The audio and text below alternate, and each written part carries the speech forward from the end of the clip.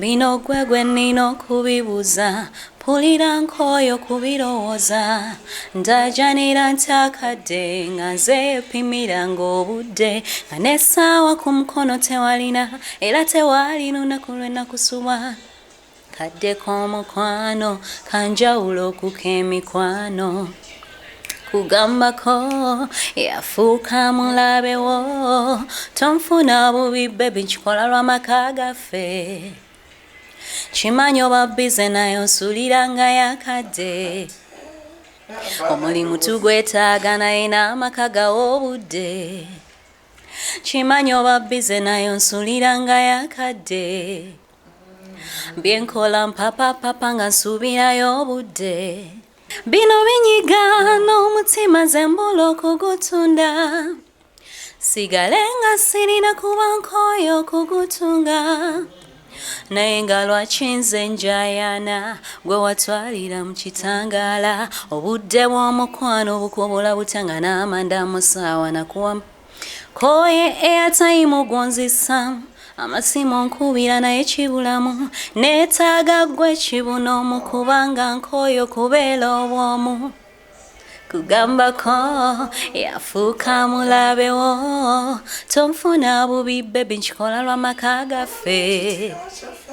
Chimanyi oba bize naye onsuulira nga yakadde, omulimu tugwetaaga naye n'amaka gawa obudde.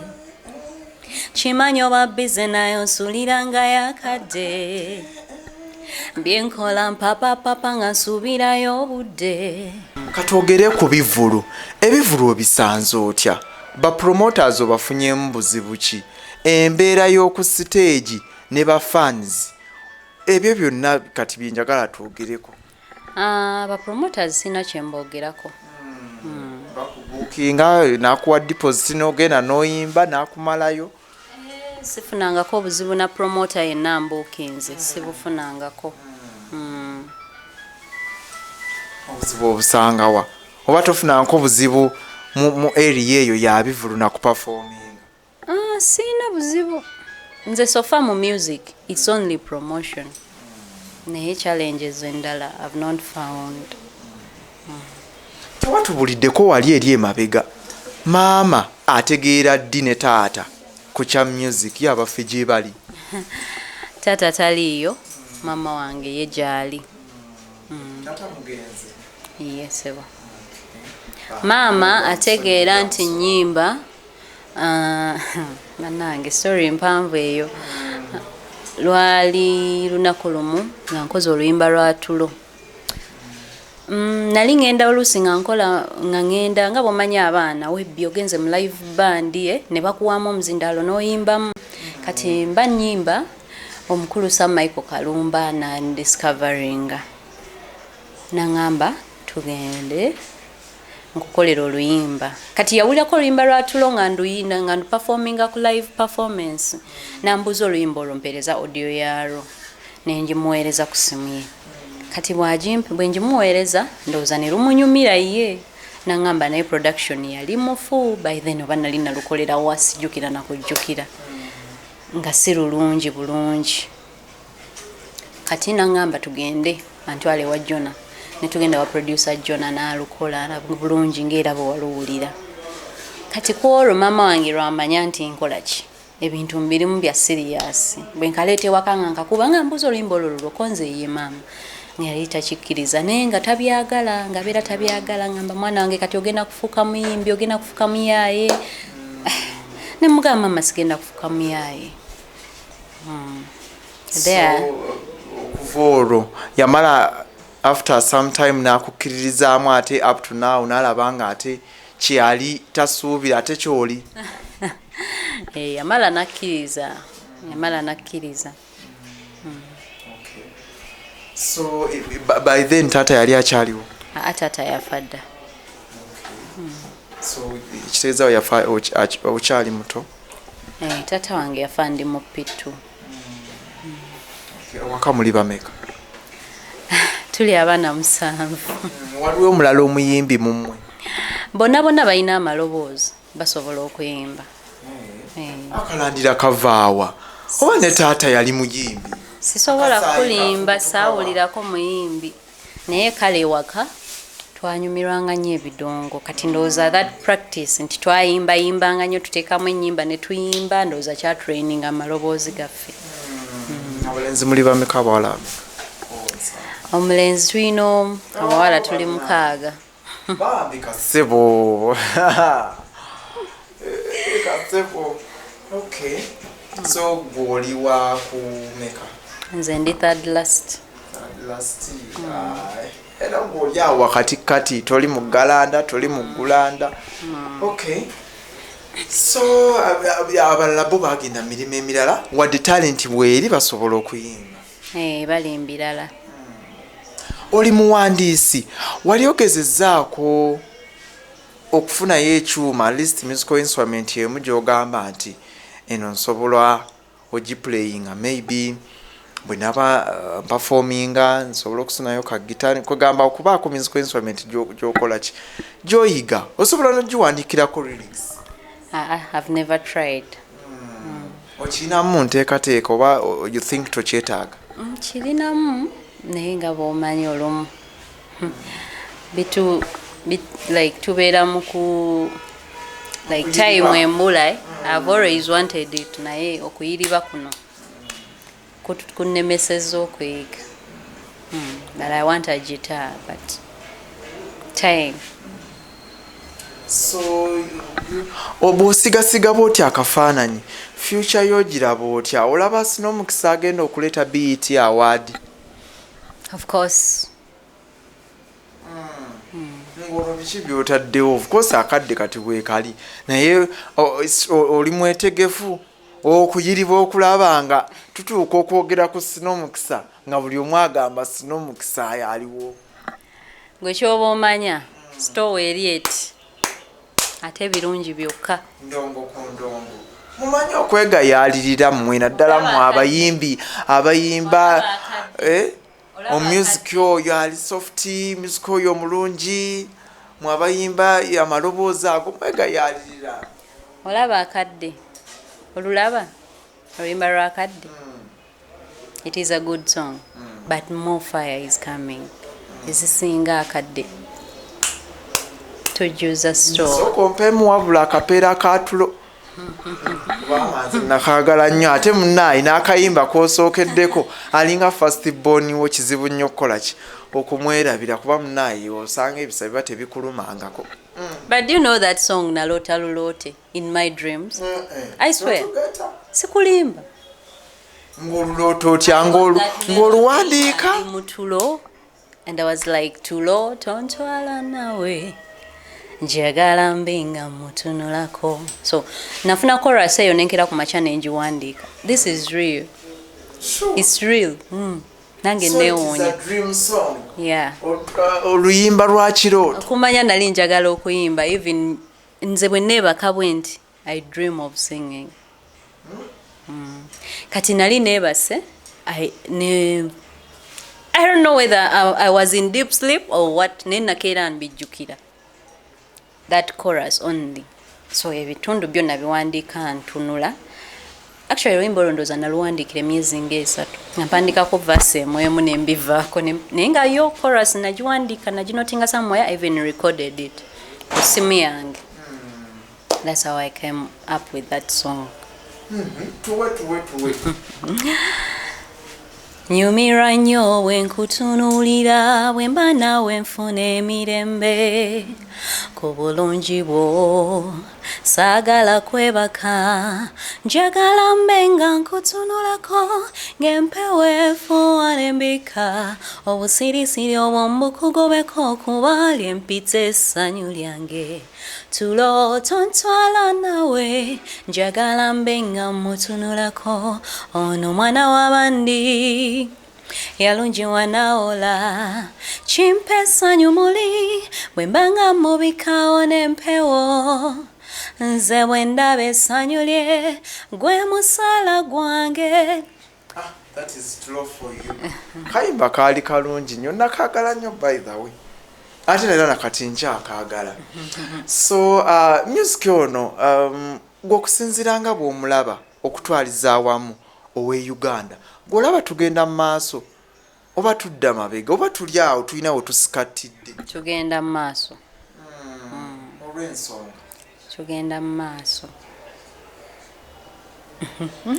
olw'ensonga nti kati luli omuyimbi abadde alya ku shows zokka naye tuzudde platforms kati omuntu kwoteka music wo n'osigala ng'okola ssente wadde tolinnye ku stage yesebo ekyo kirungi naawe wakituuseeko ekyo yesebo okyalya ka stage yesebo empadde ku stage era ngera akaseera n'enkeberayo olaba nzijayo music obasobola musangawo zonna kuba tukozesa ba distributors tukozesa distributors abateekayo yonna tuli ne SnowMukisa atanaba nakutubuulira linnya lye lya buzaalira naye ndowooza tutegedde nti ye Barbara kubanga katunyonyoddeko wali eri nga bamukako obwa class monitors bwe yali tayagala tuwayamu emboozi omutegeere gw'abadde tamumanyi ate naawe abadde amumanyi weyongere omutegeera at the end of the day omusupporting kubanga twagala omuyite ku mukolo gwo ng'omugole ali eyo agenda okwanjula omwami wo akufulumye okitegeera gwagenda okuba embagayo omusajja ali eyo oyite SnowMukisa wali mukadde ng'omaze mukyala wo muteekako empeta abasanyuse kubanga muyimbi ennyimba ze owulidde za laavu ezisinga obungi ye muyimbi gw'oteekeddwa okuyita ku mukolo gwo gwakwanjula mbaga n'emikolo emirala gyonna birthday baby showers graduation parties nebuze gy'obufuzi gyo tajja giyimbako bannabyabufuzi musigaze akasente kammwe akyogedde lwatu wano katufa obwavu omwaka guno n'ogujja otusse kubanga kati awe wali ssente setidde otusse tugenze kufa bwavu setidde oli mugumu w'okutonywezezza andize nnina watugambye tuli mufumbo onoonya sinoonya kati ekyo kyeki abakulaba essaawa zino tutwale ki kuba kati nze nkiikiridde bali kati tutwale ki sinoonya nkyafokasinze ku music wange kyanoonya ssente omukyala anyirira bw'ati ow'ekithambi ow'ekitumbwe obudde bwe bunaatuuka ebbeere nga liriri tirifumita bufumise obudde bwe bunaatuuka obutuufu nja kufunayo omuntu naye kati ayo mother eyo nayo tutuuseeyo sebo twagala kumanya ekisoke nakyo owulira nga toyagala kiddamu yes I'm a mom of how many of two batumireko abaana ttu ntumiddeko Calvin wange ne Gabriela tubatumiddeko banyabo ne ssebo mwebale kula Africa Media maama waali wano abaagala nnyo so basoma one is at school Calvin Mugulanda kati wazaako ddi abaana tokirowoozaako bazaala babiri bwe bati brother and sister kyasoboka ojja bazaako wamma kati ndowooza omutegedde nze wamma ndi bataapingira temuzanyira mu kyansi ebigambo mubiwulira ate nze munaga nti saaba setinge nze mbasetingidde omupiira mu omumanyi gye muguzi oba bakubogolo posti oba muguteeba ne mugunya mu katimba ebyo byammwe mbibalekedde so akadde lwe luyimba olulimu kati chosen yalukoze writer yani Dawson Magic ne Kayazi luyina video director yabaddani Dave Thymas kyabadde kitya how was it ngawo nanga mushootinga It wasn't, it was a tug of war. Si byangu nga bw'omanyi. Naye twakigusa. Kiki tewali mmere mwasiiba njala? Owa make-up yaba disappoint. Yes, nga bw'omanyi naawe. So nga like okola video banga ategese omukolo. Toba na njawulo naye ategese mukolo. Weewuuba. Oyinza n'okulwala. Era when actually na shooting a video bbiri atego emu yo temunnagirabako but it was tebyali byangu. So yo tugisuubire ddi era yaluyimba ki? Oluyimba lujjaawo njaddu bagamba nga lutuuse. Naye nga yo video yaggwa dda era tugirina mu store yaffe. Kale sooka otuwa akadde tuluwulirizeemu nalwo kubanga kati lwe luliwo. Naye bannaaye naye ate oba wabadde olaajanira ani oyo bannaaye atakuwabudde? Taata Calvin, taata Gabriela, omwana tumuwa obudde. Sooka otuwe olaajanira akadde nnyabo. Bannaaye oluyimba nayimbye oluyimba lw'abantu tewali gwe lugenda. Oluyimba lw'abantu. Okusinziira wamma ku kyendabye mu luyimba luno, this is based on a true story. And whose story? Mukisa's story. No. It's not a true story. Just nyumira vibe nakayimbidde bantu. Gye bali abantu abatafuna kadde. Soko tuwe sabula. Bino gwe nino kubibuza. Pulira nkoyo kubirowooza. Ndajanira ntakadde nga nze pimira ng'obudde nga n'essaawa ku mukono tewalina era tewali lunaku lwe nakusubwa. Kadde k'omukwano kanjawulo kuk'emikwano. Kugambako yafuuka mulabe wo. Tonfuna bubi baby nkikola lw'amaka gaffe. Chimanyi oba bize naye onsuulira nga yakadde. Omulimu tugwetaaga naye n'amaka gawa obudde. Chimanyi oba bize naye onsuulira nga yakadde. Byenkola mpapa nga nsuubirayo obudde. Kayimba keeko. Bino binyiga n'omutima ze mbula okugutunda. Sigale nga sirina kuba nkoyo okugutunga. Naye nga lwaki nze njayana gwe watwalira mu kitangaala. Obudde bw'omukwano bukobola butanga n'amanda musaawa nakuwa koye airtime gonzisa. Amasimu nkubira naye kibulamu. Neetaaga ggwe kibuno mu kubanga nkoyo kubeera obwomu. Kugambako yafuuka mulabe wo. Tonfuna bubi baby nkikola lw'amaka gaffe. Kimanyi oba bize naye onsuulira nga yakadde. Omulimu tugwetaaga naye n'amaka gawa obudde. Kimanyi oba bize naye onsuulira nga yakadde. Byenkola mpapa nga nsuubirayo obudde. Ndowooza muwulidde ate awo oba obanja ki akadde. So wabadde eyo. So kati Kayazi yakutuukirira n'akuwa oluyimba oba gwe wamugamba nti njagala kuyimba ku bakyala be batawabudde nga nkiwaggwa omu ku bo? Ye n'awandiika lyrics. Dawson yajja. Dawson nagenda bali kulwanya eyo. Neŋŋendayo. Nemugamba Dawson njagalayo oluyimba. Nangamba nawo nakayimba. Kwegamba nangamba kaakano. Nenkasasula. Nasoka nenkaterekamuko then nenkayimba. Kale tusaba buwagizi bwammwe bannange. Omwana omuwala ono mumuwagire. Mwe mukutte mwe mumuteekayo ate oba oliawo mwe mukola ki mumuwanulayo bw'aba taliiwo.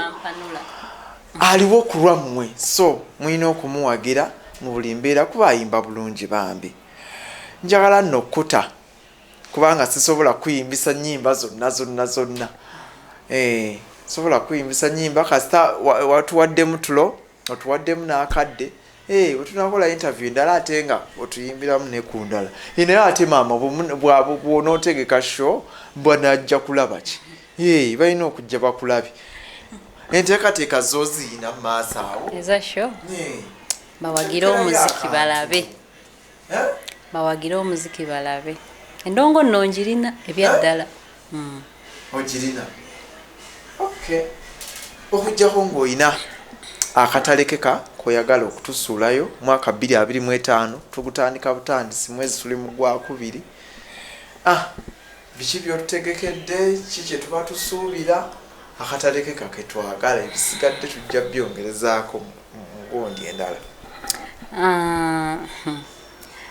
Music nsaba abalaba Fake Media bagoberere bafollowing SnowMukisa music ajja mungi ajjudde ku social media tukufollowing tutya ukozesa amanya SnowMukisa wonna sikyusa amanya ku Instagram gy'oli otuteerayo ku bufaananyi buli bwennyini obumalayo yesebo nabeera ku Instagram ate ku X kuba ne Snapchat yatabuse yonna gyendi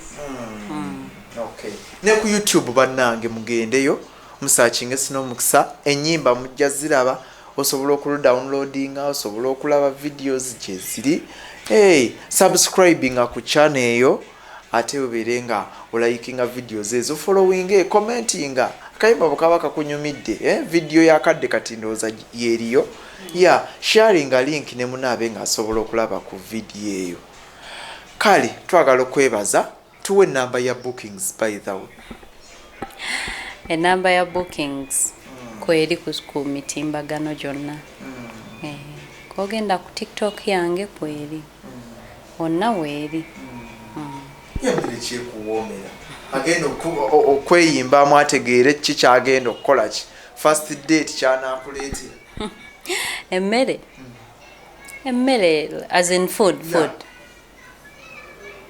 pomeranye ettooke anti abaana b'e Masaka tooke temuva ku ttooke kwe mutava ne fish kino ekibisi colors ki ezikukolera era owesaze ka brown njagala nnyo black njagala nnyo kala ya black ne kala ya cream black and cream. Kale awo tulitandikira tomanya obo mbadde mbuleese amwepikira otandikire ku obwo manye nti kati wemba ngenda omugulirayo kanika ngenda mugulirayo kanika ka cream oba okitegeera nti ngenda mugulirayo ka outfit ka black awo 2025 otugenda otutambulira tuddeeyo tukyava eri kumugwira bugwizi okitegeera so yes SnowMukisa gwe tubadde naye Baburahu manya gange matuufu nze Babura nze Nanjeru Babura Nanjeru tuba tweddira ki neddira nkima akabbiro kusse akisi akabbiro wandibadde okamanyi tosobola kutambula nga muganda balisibwa omanyako omuziro n'akabbiro era oba otambuddeko nga 20% naye obanga n'akabbiro neddira nkima weddira nkima kale ab'enkima mwenna tubatumiddeko naye ba erinnya liri unique mbadde siriwuliranko gwe gusoose oddiwulira kale atakumira mpeera nsaba abankumire kyana kiwala kino mukiwagire mukiwe emirimu enamba kweri ku social media platforms ze zonna mugende ku TikTok ye mumufollowing mukole challenges ezakadde twagala tugende ku status ye nga aposinga gundi yamukolede challenge yakadde musikole challenge ate ayinamu ku TikTok n'akasente ajja bbawa temubeera nga ate oli gwe yasasula akasente ke n'akola ki n'amuyitamu akanaana naye bibaamu era mu industry okuluma kwo kubangamu naye wakola bubi mwana gwe mubeere bulungi mweraba.